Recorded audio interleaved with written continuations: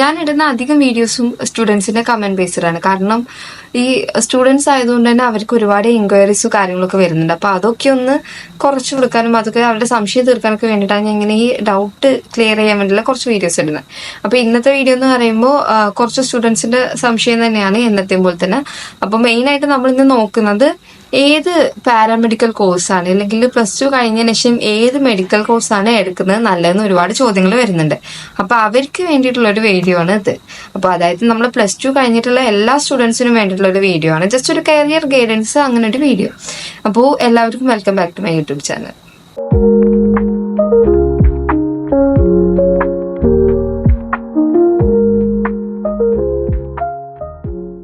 ഇപ്പൊ എല്ലാരും ചോദിക്കുന്ന ഒരു കാര്യം എന്ന് പറയുമ്പോൾ ഏത് പാരാമെഡിക്കൽ കോഴ്സാണ് നല്ലത്. ഇപ്പൊ ചിലര് കമ്പാരിസൺ ചോദിക്കുന്നുണ്ട്. അതായത് ഇപ്പോ B.Pharm ആണോ BSc നഴ്സിംഗ് ആണോ നല്ലത്, അങ്ങനെ ഒരുപാട് സംശയങ്ങൾ ചോദിക്കുന്നുണ്ട്.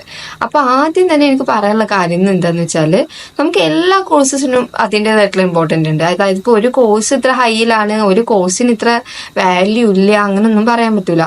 ഇപ്പൊ നമ്മള് ഈ പാരാമെഡിക്കൽ കോഴ്സസിന്റെ കാര്യം നോക്കുകയാണെങ്കിൽ തന്നെ പാരാമെഡിക്കൽ കോഴ്സിൽ 14 പരം വെറൈറ്റി കോഴ്സുകൾ വരുന്നുണ്ട്, ഇഷ്ടംപോലെ കോഴ്സുകൾ വരുന്നുണ്ട്. അപ്പോൾ ആ കോഴ്സ് ഇപ്പോൾ ഓരോ കോഴ്സിനും എന്ത് വരുന്നുണ്ട്, ഡിഫറെന്റ് വാല്യൂസ് ആണ് വരുന്നത്. ഇപ്പൊ ഫിസിയോതെറാപ്പി ആയിക്കോട്ടെ, നമ്മുടെ ഈ കാർഡിയോളജി ആയിക്കോട്ടെ, അങ്ങനെ ഇഷ്ടംപോലെ കോഴ്സസ് വരുന്നുണ്ടല്ലോ. അപ്പൊ ഒരു കോഴ്സ് നമുക്ക് ഒരെണ്ണം നല്ലതാണ് ഒരെണ്ണം ചീത്തതാണ് അങ്ങനെയൊന്നും നമുക്ക് ഒരിക്കലും പറയാൻ പറ്റില്ല. കാരണം നമ്മുടെ മെഡിക്കൽ ഫീൽഡ് അല്ലെങ്കിൽ പാരാമെഡിക്കൽ ഫീൽഡ് എന്ന് പറയുമ്പോൾ എല്ലാ കോഴ്സസും അത്യാവശ്യം, അല്ലെങ്കിൽ എല്ലാ ആൾക്കാരും അത്യാവശ്യമാണ്. ഇപ്പൊ ഒരു ഹോസ്പിറ്റലാണെങ്കിൽ ആ ഹോസ്പിറ്റലിൽ ഡോക്ടേഴ്സ് മാത്രം ഉണ്ടായിട്ട് കാര്യമില്ല, ഡോക്ടേഴ്സ് ഇല്ല അല്ലെങ്കിൽ നഴ്സുമാർ മാത്രമായിട്ട് കാര്യമില്ല. അപ്പൊ വേറെ ഏതെങ്കിലും പ്രൊഫഷൻസ് ഏതെങ്കിലും ഒരാൾ മാത്രമായിട്ട് ഒരിക്കലും കാര്യമില്ല. എല്ലാവരും കൂടെ കമ്പൈൻ ചെയ്തിട്ട്, അതായത് ഇപ്പൊ എല്ലാ ഈ കോഴ്സസും പഠിച്ചിട്ടുള്ളവർ ചേർന്നിട്ടാണ് ഒരു ഹോസ്പിറ്റലും അല്ലെങ്കിൽ ഏതൊരു ഹെൽത്ത് കെയർ ആയാലും വർക്ക് ചെയ്ത് പോകുന്നത്.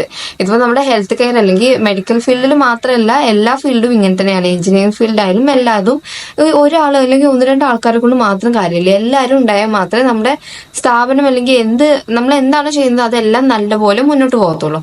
അപ്പൊ നമുക്ക് ഒരിക്കലും ഇപ്പോൾ ഈ B.Pharm ആണോ അല്ലെങ്കിൽ BSc നഴ്സിംഗ് ആണോ നല്ലതെന്ന് ചോദിക്കാൻ പറ്റത്തില്ല. നമുക്ക് BSc നഴ്സിംഗിന് എന്തുകൊണ്ട് സ്കോപ്പ് കൂടുതൽ പറയുന്നതെന്ന് പറയുമ്പോൾ നമ്മുടെ കേരളത്തിൽ എന്തായാലും സാലറി കുറവാണ്. പിന്നെ എന്ത് ചെയ്യും, നമ്മുടെ കേരളത്തിൽ പഠിച്ചാലും പുറത്ത് പഠിച്ചാലും എവിടെ പഠിച്ചവരായാലും എന്ത് ചെയ്യുന്നുണ്ട്, ജോലിക്ക് വേണ്ടിയിട്ട് കേരളത്തിൽ അല്ലെങ്കിൽ ഇന്ത്യക്ക് പുറത്താണ് പോകുന്നത്.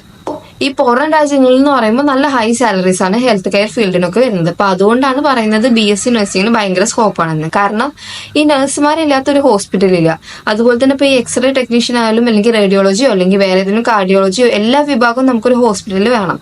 അപ്പൊ എല്ലാ കോഴ്സിനും അതിൻ്റെതായിട്ടുള്ള വാല്യൂസ് ഉണ്ട്. പിന്നെ സാലറി എന്ന് പറയുമ്പോൾ ഓരോ ഹോസ്പിറ്റലിൽ അല്ലെങ്കിൽ ഓരോ ഫീൽഡിനെ ബേസ് ചെയ്തിട്ടാണ് ഇരിക്കുന്നത്. അപ്പൊ ഈ സാലറിയും അതുപോലെ തന്നെ അങ്ങനത്തെ കാര്യങ്ങളൊക്കെ നോക്കിയിട്ടാണ് നമ്മൾ സ്കോപ്പിന്റെ കാര്യം പറയുന്നത്. നല്ല സ്കോപ്പാണ്, നല്ലതാണ്, അങ്ങനെ ഇങ്ങനെ എന്നൊക്കെ പറയുന്നത്. പക്ഷെ എല്ലാ ഫീൽഡും ഇപ്പം നമ്മൾ മെഡിക്കൽ ആയാലും പാരാമെഡിക്കൽ ആയാലും ഏത് കോഴ്സസ് പഠിച്ചിറങ്ങാനും നമുക്ക് എന്തായാലും ഉറപ്പായിട്ടും ജോലി കിട്ടും. കാരണം ഇപ്പൊ നമ്മുടെ ഈ ലൈഫ് സ്റ്റൈൽ, ഇപ്പൊ നമ്മുടെ ഇപ്പോഴത്തെ ആൾക്കാരുടെ ലൈഫ് സ്റ്റൈൽ എന്ന് പറയുമ്പോൾ അവർക്ക് അസുഖങ്ങൾ ഇഷ്ടം പോലെയാണ്. അതിപ്പോ കുഞ്ഞുങ്ങൾ മുതൽ പ്രായമായിട്ടുള്ളവർക്ക് വരെ എല്ലാ അസുഖങ്ങളും ഉണ്ട്. അപ്പൊ അതുകൊണ്ട് തന്നെ ഹെൽത്ത് കെയർ ഫീൽഡിൽ അത്രയും ആൾക്കാർ ആവശ്യമാണ്. അതുകൊണ്ട് നമ്മുടെ ഏതൊരു മെഡിക്കൽ പാരാമെഡിക്കൽ കോഴ്സ് പഠിച്ചിറങ്ങുകയാണെങ്കിലും നമുക്ക് ജോലി കിട്ടാനുള്ള സാധ്യത കൂടുതലാണ്, എനിക്ക് ചാൻസ് കൂടുതലാണ്. അതുകൊണ്ട് പിന്നെ അത് നല്ലതാണ് ഇത് നല്ലതാണെന്ന് പറഞ്ഞിട്ട് അങ്ങനെ കോഴ്സ് എടുക്കണമെന്നൊന്നുമില്ല. ഇപ്പൊ നിങ്ങൾക്ക് ഏതാണോ ഇഷ്ടം, ഇപ്പൊ നിങ്ങൾക്ക് ഏത് ഫീൽഡിൽ, ഇപ്പൊ പാരാമെഡിക്കൽ തന്നെ ഒരുപാട് ഫീൽഡ് ഉണ്ടല്ലോ. ഇപ്പൊ ഇതിൽ നിങ്ങൾക്ക് ഏതാണോ ഇഷ്ടം അതിലോട്ട് നിങ്ങൾക്ക് അഡ്മിഷൻ എടുക്കാം. ഏത് കോഴ്സിന് അഡ്മിഷൻ എടുത്താലും നിങ്ങൾക്ക് എന്ത് ചെയ്യാം, ഉറപ്പായിട്ടും ജോലി കിട്ടും. മെഡിക്കൽ പാരാമെഡിക്കൽ ഫീൽഡ് ആണെങ്കിൽ ഒരിക്കലും ജോലി കിട്ടാണ്ട് ഒരാളും തെണ്ടി തിരിഞ്ഞ് നടക്കേണ്ട അവസ്ഥ വരില്ല. കാരണം നമ്മുടെ ഈ ചുറ്റുഭാഗത്തിൽ നോക്കിയാൽ നമുക്ക് ഇഷ്ടം പോലെ ഹോസ്പിറ്റൽസ് കാണും. അപ്പൊ ഒരിക്കലും ആ കാര്യത്തിൽ പേടിക്കണ്ട. എല്ലാ കോഴ്സിനും അതിൻ്റെതായിട്ടുള്ള സ്കോപ്പും ഉണ്ട്, വാല്യൂ ഉണ്ട്. സോ നിങ്ങൾക്ക് ഇഷ്ടമുള്ളത് ഏതാണോ അതിനനുസരിച്ച് നിങ്ങൾ അഡ്മിഷൻ എടുക്കാം.